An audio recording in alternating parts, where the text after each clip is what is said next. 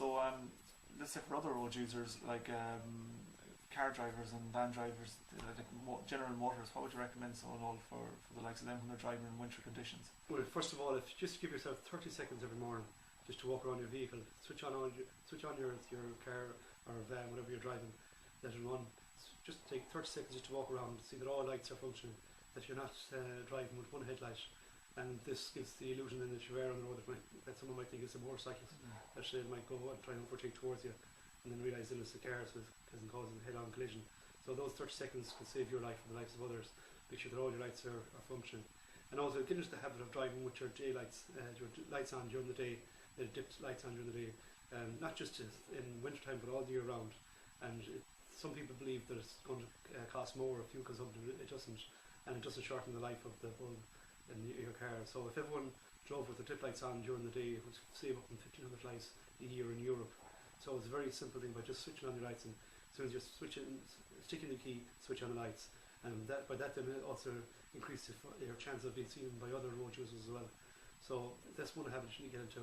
Also, at this time of the year, you should always make sure, as in every time of the year, make sure that your tyres are within the legal limit, which is 1.6 in depth, and that's the minimum legal limit, but it's recommended it shouldn't go below 3 millimeters for getting good grip on your road. That's the only contact that you have with the road, and any car really has only got the size of your palm of your hand in each tyre. That's all the contact it is. So if you have bad tyres, it's going to cause aquaplaning, and when you're going to lose control of your vehicle. So in puddles of water, heavy water, things like that. Okay. And also this time of the year as well, that if you are driving the roads a bit damp, or if some case icy, whatever it is, just greatly increase the distance between you and the car in front of you.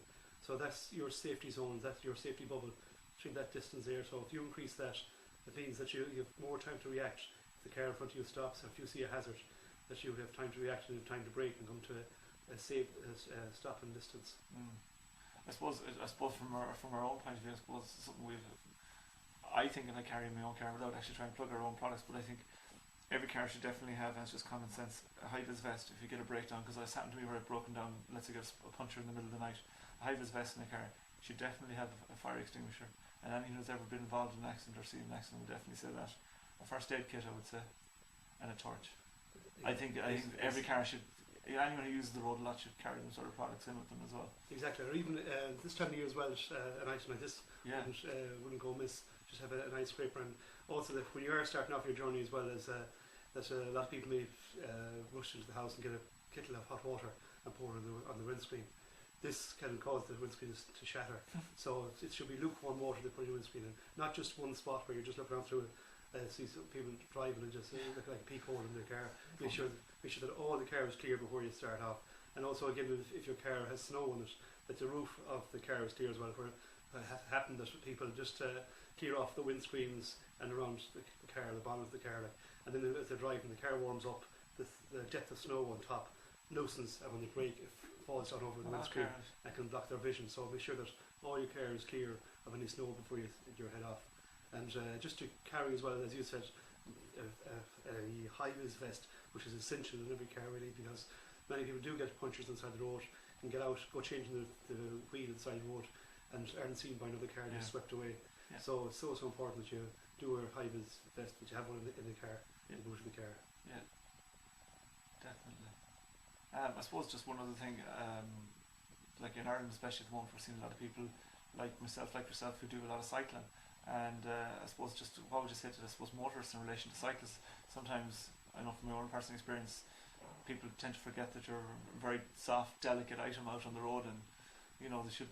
What would you say to let's say motorists in relation to cyclists? I suppose if we kind of make people aware that we're out there, cyclists are out there with a generation as well of motors who have never cycled.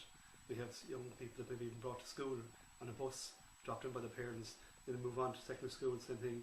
Being picked up by a bus, or their parents going to third level using public transport to college and have never a means to cycle. So once they get in behind the car, they don't appreciate or realise that how vulnerable a cyclist is, and how much room an actually cyclist needs when you're overtaking them. They should at least give them 1.5 metres that space between you and the cyclist, so it's safe for you to overtake them. And a cyclist can manoeuvre because of the hazard of the road all of a sudden. So it's very important that you do give them enough space. And it's about sharing the road as well. That again, the cyclists as well are aware of the rules of the road, and they don't jump lights or engage in any dangerous behaviour on the road. So a mutual respect is out there between cyclists and motorists. Yeah, definitely.